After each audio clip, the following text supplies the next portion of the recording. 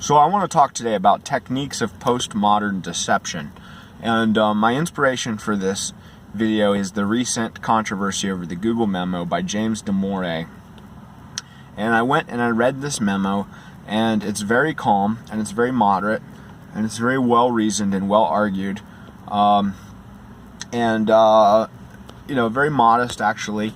All he says really is that there are biological differences between men and women, and there are differences in preference and differences in ability on average, and that this is why there is a gender gap in tech fields, and that because this gender gap has natural explanations, that it's probably not worthwhile to try and let's say increase diversity to proportional representation. So it's probably not worthwhile to increase, try and hand out 51% of jobs in the tech fields to women. It's probably not worthwhile in terms of cost and benefits because there are natural explanations for this gender gap.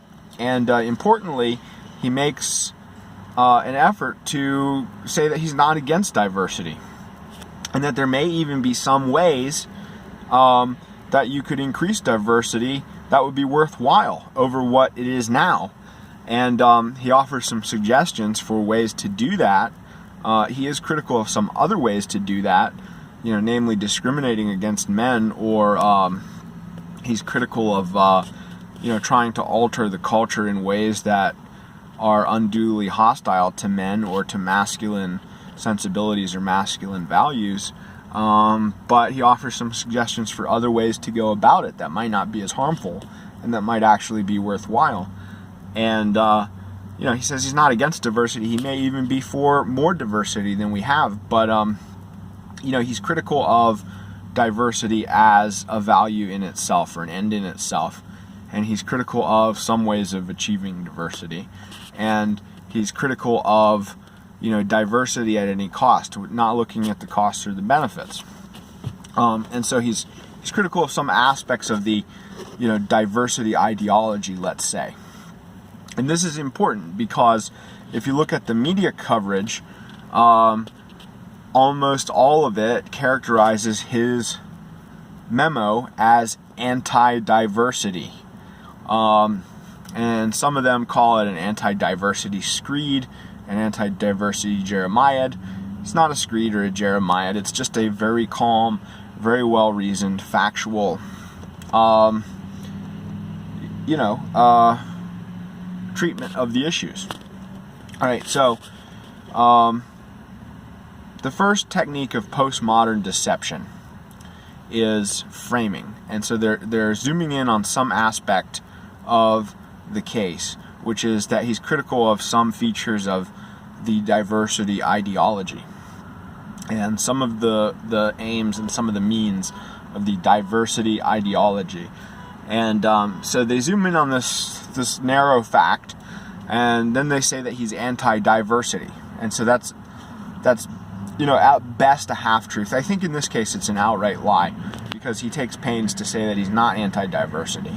But at best it's going to be a half-truth. This framing is going to be looking at a half-truth or some aspect of the case and generalizing it or expanding it into something that it's not. And that's what they do. They zoom in, they take and they do it in other cases too, like in the Hobby Lobby case a few years ago. What was at issue? The company didn't want to pay for certain forms of birth control that had abortifactant properties, things like the morning after pill. And they didn't want to pay for certain forms of birth control. They were willing to pay for others. So importantly, they were not trying to stop paying for all forms of birth control. They were just trying to stop paying for certain forms of birth control and not others. And then the other thing was, this is just the employee health plan. Like, people can go out and get their own birth control, whatever kind they want. It's not a big deal. The way they framed it, saying this company was trying to deprive people of birth control or deny people birth control or take away people's birth control, made it sound like, if one of their employees was standing in line at the pharmacy to buy birth control, that their manager was going to come up and punch them in the face and run off, So it's a dishonest framing of the issue based on, some narrow view of the facts blown out of context. And it's the same thing they're doing now with this anti-diversity line, which the memo's not anti-diversity. The guy's not anti-diversity. He's very moderate. But he's critical of some aspects of the diversity ideology, and so they blow that out of context, and it becomes anti-diversity. Now, the next thing that they do, besides framing, is loading. They add moral and emotional content to it. Imaginary moral and emotional content. That's what they're doing with words like screed and Jeremiad, because those connotate kind of like an unhinged emotional rant, like an angry rant. And it's not angry, he's not emotional, he's very factual, he's very calm, he's very reasonable in his writing. And so to call it a screed or a Jeremiad is really, again, it's a lie, but it's inserting moral and emotional content that makes it easier to prejudge and to dismiss, this point that he's trying to make. And they do this again, with going back to the Hobby Lobby thing again. Talking about taking away people's birth control. That's got an emotional and moral connotation, like you're restricting people's freedom, you're taking their shit. It's kind of got like a connotation of theft to it, and totally not what was happening at all, but you're inserting emotional and moral content, imaginary emotional and moral content. So framing, it's a dishonest, you start with a half-truth and blow it out of context. You don't tell the full picture, you don't tell the full story. Loading, you add imaginary, emotional, and moral content. And the last key to this process is overloading or repetition.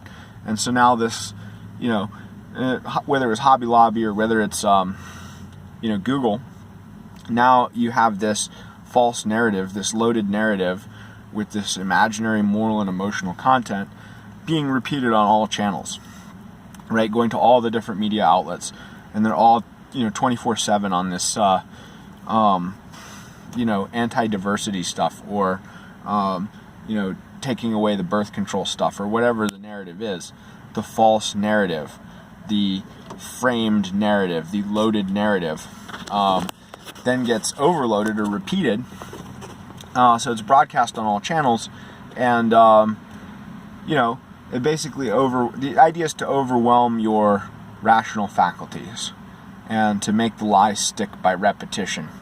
And it's very effective because, even though this stuff is easy to see through, and even though it's easy to debunk, like it only took me a couple minutes to hunt down this memo and to read it for myself. But, when you multiply that by literally everything, just nobody has the time. Nobody has the time to fucking check everything they hear. And so you're probably swallowing some of it uncritically. And you can basically assume that everything you hear is motivated, and it's informed by techniques of postmodern deception, because, we're swimming in it. We're swimming in the sea, and this bullshit has polluted the marketplace of ideas and has crowded out the truth. And it takes a lot of time and energy and work to wade through all the bullshit to find the nuggets of truth. And that's how they've hacked the marketplace of ideas. And that's why we have to suppress these assholes. And we have to shut them down, because, frankly, they can bullshit a lot faster than we can shovel. A lot faster than anyone can shovel. And so if we want to stay ahead of the bullshit, we have to take the shovels to the bullshitters. And that's the only way this is ever going to change. And that's the only way we're ever going to get ahead of it. And that's the only way we're ever going to get the truth back. And we're ever going to get a marketplace of ideas that doesn't suck and that isn't flooded with bullshit, is to fucking take out these bullshitters, and there have to be consequences. And another thing that helps them bullshit faster than anybody can shovel is obscurantism. And obscurantism is the art and science of using, verbose rhetoric and seemingly impenetrable jargon and all sorts of other techniques to to lie in ways that are so complex there's a meaning that's suggested or connotated by these lies, but the lies are so complex sometimes it's hard to figure out the exact nature of the lie, or where the lie is in this argument that's incredibly convoluted and incredibly complex and uses all this specialized jargon and huge vocabulary and everything else. That's obscurantism. That's another technique of leftist or postmodern deception. And it's common in like literary criticism, Pomo speak, and it's common in feminism has this jargon, and critical theory or whatever have all of this verbose jargon. And there's a lot of other fields that use these pseudoscientific fields typically have all this verbose jargon, whether it's psychoanalysis or whatever. So that's another technique of leftist postmodern deception. And still another one is the heaping of undue praise.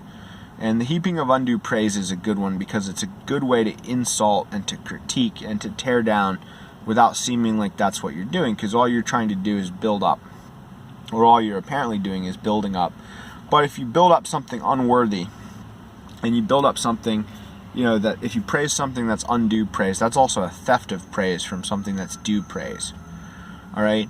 If you're praising something that's unworthy, that's a theft of praise from the worthy. All right? If you are building up or complimenting something mean or something gross or something low, right? You're also insulting anything high or good or noble. And there's a lot of examples of this.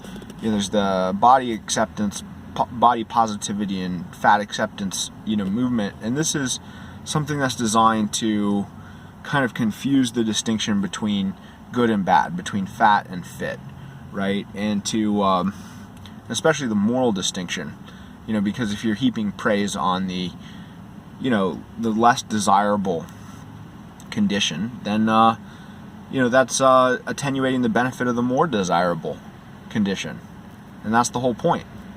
So the heaping of undue praise is one way to tear down the your betters, and they do this with the multiculturalism, and you can always praise primitive or non-Western or non-white cultures, and this goes back a long time, over a century, to Boasian anthropology.